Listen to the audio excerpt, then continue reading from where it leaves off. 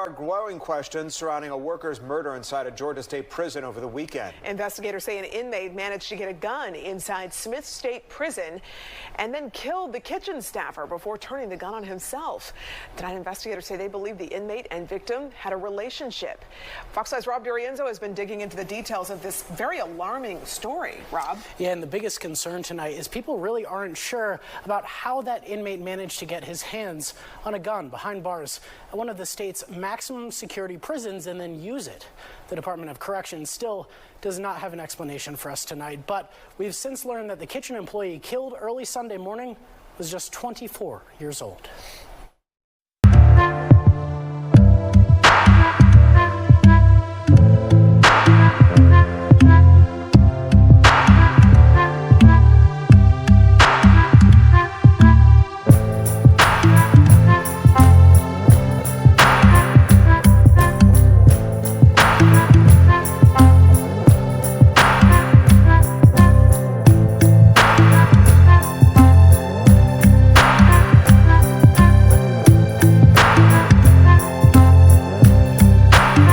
The industrial kitchen of Smith State Prison in Glenville, Georgia, stood silent in the pre-dawn darkness of June 16, 2024. At 4:30 a.m., when most of the facility's inmates remained locked in their cells, the kitchen should have been a sanctuary of routine, a place where the day's first preparations began without incident. Then came the sound that should never echo through a maximum security prison: gunshots. In that moment, everything changed for 24-year-old Aureon Grace. A corrections officer who also worked as a kitchen steward for Aramark Corporation, Aureon was known for her warm smile and dedication to her job. The young mother of two had taken the position to provide stability for her children, Kensley and Asselin, waiting for her back home in Statesboro. What happened in those early morning hours would expose catastrophic failures in one of Georgia's most secure correctional facilities. As dawn broke over the prison, investigators faced a scene that defied explanation, a scene that should have been impossible within the concrete walls and metal detectors designed to prevent exactly this type of tragedy. The questions came fast and furious.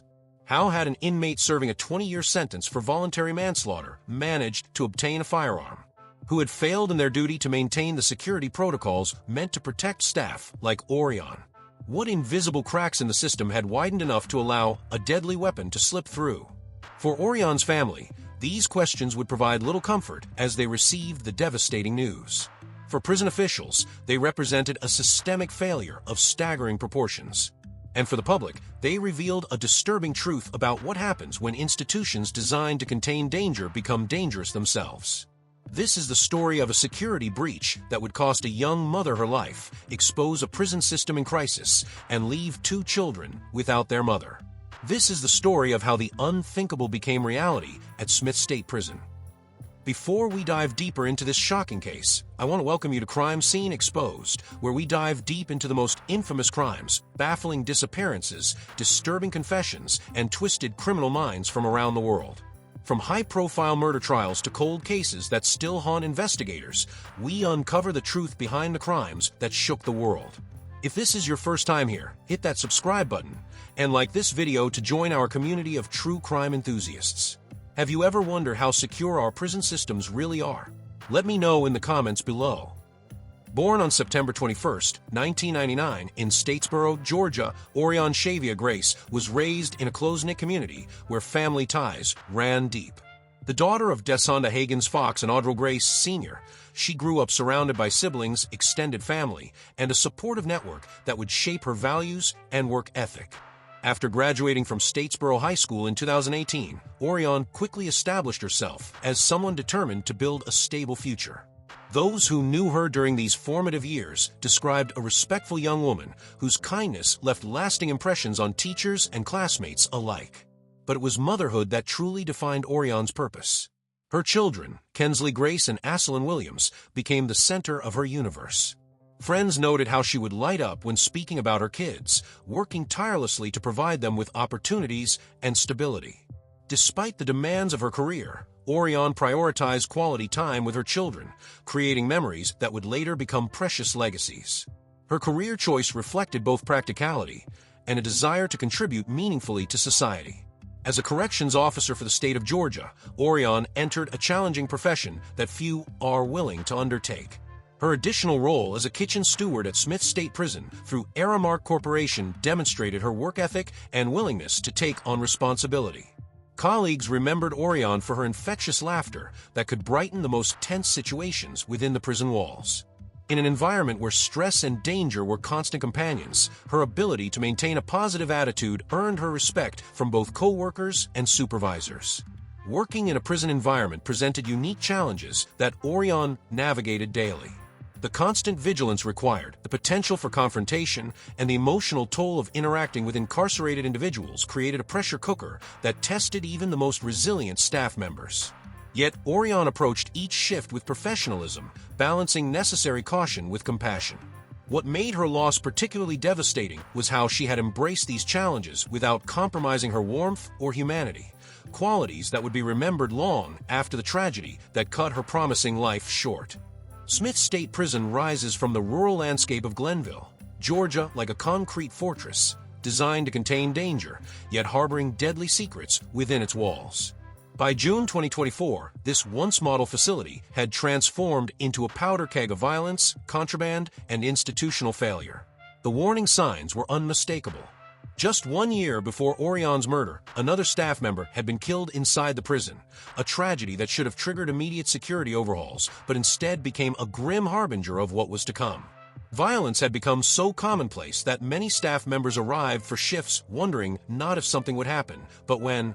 At the heart of Smith's deterioration lay a contraband crisis that plagued Georgia's entire prison system. Cell phones, drugs, and weapons flowed through invisible channels that security measures failed to detect. These items created dangerous power dynamics among inmates and undermined staff authority, transforming everyday objects into potential threats. The corruption reached shocking heights when investigations uncovered a contraband scheme involving the prison's leadership. The warden's arrest and termination exposed how deeply the rot had penetrated, creating a facility where rules seemed optional and security protocols existed more on paper than in practice. For Aureon and her colleagues, this meant navigating a workplace where danger lurked in every interaction. Chronic understaffing forced officers to manage inmate populations far exceeding safety ratios, while mandatory overtime led to fatigue that dulled the vigilance needed to stay alive. The kitchen where Aureon worked presented particular vulnerabilities. As a space necessarily filled with potential weapons, knives, heavy equipment, and tools, it required meticulous supervision. Yet staffing shortages meant corners were often cut, creating opportunities for contraband movement and unauthorized activities. Each shift became a calculated risk, with staff forced to choose between following every security protocol, often impossible given resource constraints, or completing essential tasks. Many developed their own informal risk assessment systems, making split-second judgments about which rules could be bent without catastrophic consequences. What happened to Aureon wasn't simply bad luck or a random act of violence. It was the predictable outcome of a system where security breaches had become normalized and warnings ignored until they culminated in the unthinkable. Jadricus Hart wasn't supposed to be anywhere near a firearm. Serving a 20-year sentence for voluntary manslaughter and aggravated battery, he represented exactly the type of offender the prison system was designed to separate from society. His projected release date, June 2043, meant he had spent years adapting to life behind bars, learning the unwritten rules and power structures that govern prison society. Before his incarceration, Hart had demonstrated a capacity for extreme violence. Court records revealed the manslaughter conviction stemmed from a confrontation that escalated fatally, a pattern of poor impulse control and deadly decision-making that would ultimately resurface inside Smith State Prison. The aggravated battery charge further established his willingness to inflict serious harm when provoked or challenged. How a kitchen steward like Aureon Grace and an inmate serving a lengthy sentence for violent crimes developed a relationship remains a subject of speculation, but correctional experts point to recognizable patterns. The kitchen environment created regular, sustained contact, a rarity in the strictly controlled prison setting. Unlike the brief interactions that characterize most staff-inmate encounters, kitchen work involves hours of proximity, conversation, and shared tasks. For inmates serving long sentences, any connection to the outside world becomes precious. A staff member who shows basic human kindness, something as simple as remembering a name or acknowledging a job well done can unwittingly become the focus of intense attention. What begins as professional courtesy can be misinterpreted, especially in an environment starved of normal social interaction. For staff members like Aureon, the progression is often subtle. An inmate worker proves reliable, making their job easier in the chronically understaffed kitchen. Conversations become more personal as the professional boundary imperceptibly shifts. Small favors, an extra serving of food, overlooking a minor rule violation, establish a dangerous precedent of exceptions. The relationship doesn't start with grand gestures or obvious red flags, explains former correctional officer and prison security consultant James Harrington. It begins with normalization, accepting small deviations from protocol until larger breaches no longer seem significant. What makes these relationships particularly dangerous is the fundamental power imbalance. Despite appearances, the staff member never truly controls the dynamic. Once personal information is shared or rules are bent, inmates gain leverage that can be exploited through manipulation, coercion, or threats. For Hart, the relationship with Aureon may have represented something beyond emotional connection: access. Kitchen workers have unique opportunities to move throughout certain areas of the facility, interact with various staff members, and potentially access restricted items. Whether Hart deliberately cultivated the relationship for strategic advantage or developed genuine feelings that later turned possessive remains unclear. Warning signs likely appeared in the weeks or months before the shooting. Changes in Aureon's behavior, spending extra time in the kitchen, bringing personal items to work, showing unusual interest in Hart's schedule, might have been visible to attentive colleagues. Hart's behavior would have shifted as well, perhaps becoming territorial when other inmates interacted with Aureon or displaying subtle changes in demeanor when she was present. The prison grapevine, the informal communication network among inmates, almost certainly carried whispers about the relationship. Fellow kitchen workers would have noticed changing dynamics, perhaps observing private conversations or unusual privileges. Yet in the chronically understaffed environment of Smith State Prison, such observations might have gone unreported or unaddressed. What transformed this inappropriate relationship into a deadly encounter remains the central mystery. Was it a planned murder-suicide triggered by rejection, fear of discovery, or some perceived betrayal? Or did Hart obtain the weapon for another purpose, with the confrontation in the kitchen representing a tragic escalation of an argument? Whatever sparked the final confrontation, the relationship between Aureon Grace and tragically Hart represents a textbook case of boundary violations with fatal consequences, a stark reminder of why the strict protocols governing staff-inmate interactions exist not merely as bureaucratic rules, but as life-saving safeguards. The boundaries between Aureon and Hart had clearly blurred, a dangerous reality that plays out in correctional facilities nationwide. While most staff maintain proper professional distance, the intense environment of prisons creates vulnerability to manipulation that can have devastating consequences. This case highlights the hidden dangers correctional workers face every day. If you're finding this investigation valuable, please take a moment to hit that like button. It really helps our channel reach more people. What state or country are you watching from, and how do prison security measures differ there? Share your thoughts in the comments. June 16, 2024, began like any other Sunday at Smith State Prison. The facility operated on a modified weekend schedule with reduced movement and programming for the general population.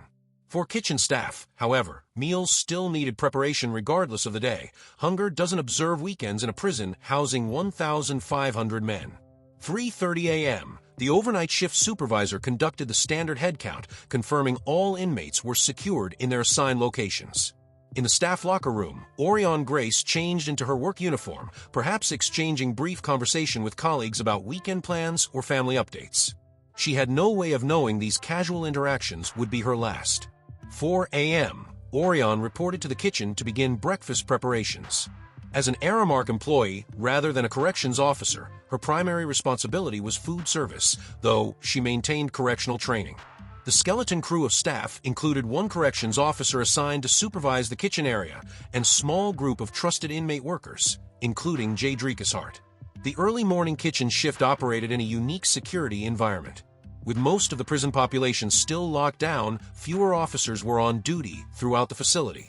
The kitchen itself, with its industrial equipment, storage areas, and multiple workstations, created numerous blind spots difficult for a single officer to monitor continuously. 4:15 to 4:25 a.m.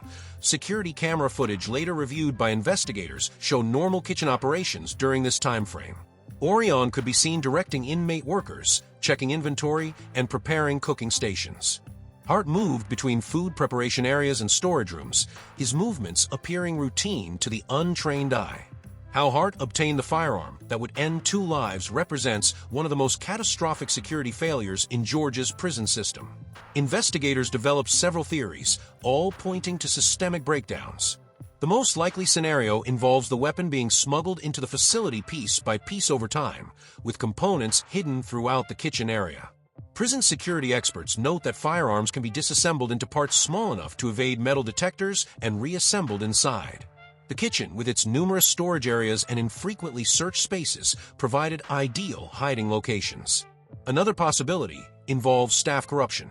The recent arrest of the prison's warden for involvement in contraband schemes suggests a culture where security protocols were compromised at multiple levels. A single corrupt officer could have transported the weapon inside, either knowingly or as an unwitting courier of a package they failed to inspect properly. A third theory examines the prison's perimeter security.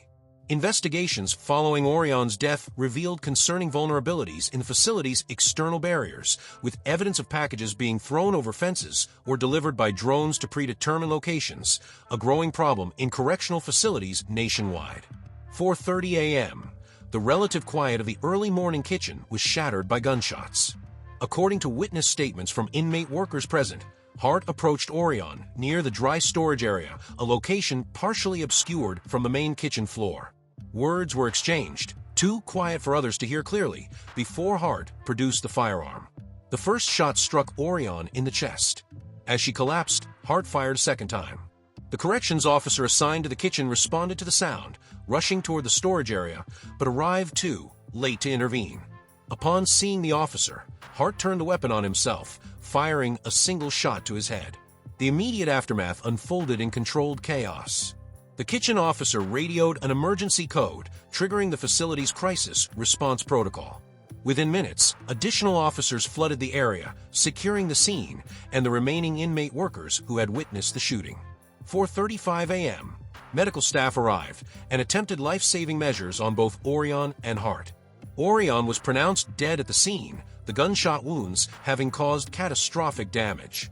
Hart, still showing signs of life despite his self-inflicted wound, was stabilized for emergency transport.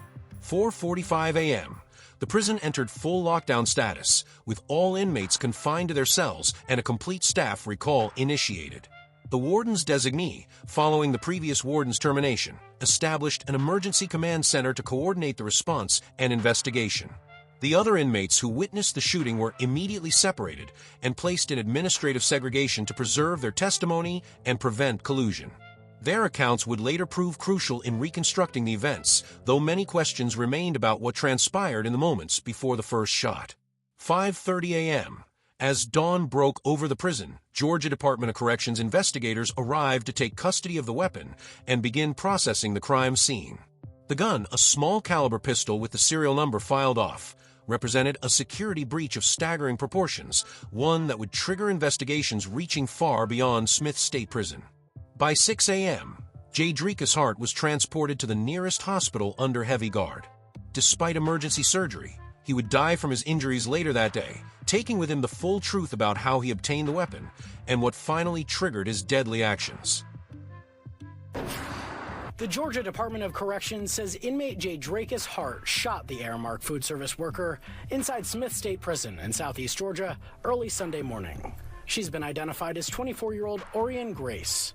The prison says Hart then turned the gun on himself. That, to me, is shocking to the conscious, and I hope that this is a wake-up call for the Georgia Department of Corrections. Joshua Schiffer has practiced criminal law in Georgia for 2 decades. He says this incident demonstrates a complete failure by the Department of Corrections leaders. This institution, Smith, is a notorious institution because it's a high-security institution dealing with some of Georgia's most dangerous and threatening inmates. Back in October, investigators say an inmate there shanked 42-year-old guard Robert Clark to death from behind. Earlier last year, the GBI charged the prison's warden in a sprawling contraband conspiracy. Hart was serving time for voluntary manslaughter and aggravated battery from a 2015 case out of Carroll County. His earliest release date would have been 2043. This wasn't a shank or a piece of wood or a razor blade. This was a firearm with ammunition, and everybody needs to realize how dangerous this situation was and how indefensible this death is. The entire state correctional system has been under a years-long federal investigation into allegations of civil rights abuses. The state legislature just formed a committee to review it from top to bottom. Just a little while ago, a spokesperson for the prisons told us they believe Hart and Grace had a romantic relationships. They say he did leave behind a suicide note, but there is still no clear answer about how that gun got into a Supermax facility at this point. The notification of Aureon Grace's death unfolded in a manner that compounded the tragedy, revealing yet another security failure within Smith State Prison. Honda Hagens, Aureon's mother, received the most devastating news a parent can hear, not from prison officials or law enforcement, but through an unsettling phone call from inmates who had somehow accessed Aureon's social media accounts.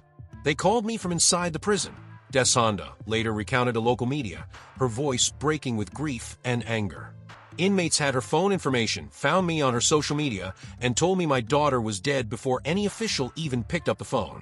Daughter. There is no way there should have been a handgun, an inmate with a handgun. And they're saying all these things about my daughter. Do they even know? Y'all, nobody knows the real story because she's not here to tell it. A mother grieving for her child, Deshonda Hagens, found out her daughter, Aureon Grace, was dead through social media. Inmates at Smith State Prison messaging Grace's sister, saying her last words were, quote, "But I have children." I just started screaming and panicking, and I didn't wait for nobody else to call because I just wanted to go and put eyes on my child. So we went to the prison. In a statement, the GDC confirms this, saying the family was on scene for 7 hours. Hagens describes her daughter as a caring, hardworking young woman, someone who will go out of her way to show kindness to anyone. But her mother worried for her kind heart. And I used to always tell her, you can't let everybody get close to you because when they see that you have a kind heart and you will help anybody, they'll take advantage of that. She says her daughter made a, quote, "bad decision by being nice to an inmate, but that should not have come with a death sentence." Regardless of anything, she was a mother. She loved her kids. She was a daughter. She was a sister. Like, she has family. She had a heart. She wasn't a bad person. Who hasn't made bad decisions and stuff? That don't mean you deserve to die. Now she is asking for answers. Why didn't they protect her? Why? They need to put things in place and make sure the prisons are being ran correctly so that no other mother has to go through this, no other wife, no other sister has to go through this. Hagens is left with Grace's Statesboro home that she says was destroyed when the GDC investigators allegedly searched it on Monday. They destroyed my daughter's house. They took trash out of the dumpster in her apartment complex. All my grandchildren's stuff was in there, and they opened those trash bags up, left old food, trash, dirty diapers, all that stuff in my daughter's home. The murder of Aureon Grace exposed catastrophic security failures that extended far beyond a single weapon in a single prison. Forensic analysis of the incident revealed multiple points where existing protocols had been ignored, circumvented, or rendered ineffective through chronic understaffing and institutional neglect. The most glaring breakdown occurred at the entry points to Smith State Prison. Every person entering a correctional facility, staff, visitors, contractors, should undergo thorough screening, including metal detectors, pat-downs, and bag searches. Yet post-incident investigations revealed alarming inconsistencies in these procedures. During shift changes, when dozens of employees entered simultaneously, screenings became perfunctory. Staff assigned to security checkpoints lacked proper training in contraband detection techniques, and supervision of these critical posts was minimal. What we're seeing isn't just negligence, it's normalization of deviance, explained Dr. Eleanor Harding, a criminologist specializing in correctional security. When protocols are routinely bypassed without consequences, violations become the new normal. Staff stop seeing the danger because nothing bad has happened yet. Aureon Grace entered Smith State Prison on June 16, 2024, as a dedicated mother working to provide for her children. Her life, full of promise, love, and potential, ended because of failures that should never have been allowed to accumulate. While nothing can restore what was lost that morning, her story demands that we question, advocate, and remember. Today, Kensley and Asselin are growing up with only memories and photographs of their mother. Des Honda continues her fight for accountability, ensuring her daughter's death leads to meaningful change rather than temporary outrage. And across Georgia's prison system, new protocols bear silent witness to lessons written in a young mother's blood. If this story moved you as much as it did me, please subscribe to Crime Scene Exposed and hit the notification bell to never miss an episode. Your support helps us continue bringing these important stories to light. What do you think should change in our prison systems to prevent tragedies like this? I'll read all your comments and value your perspectives.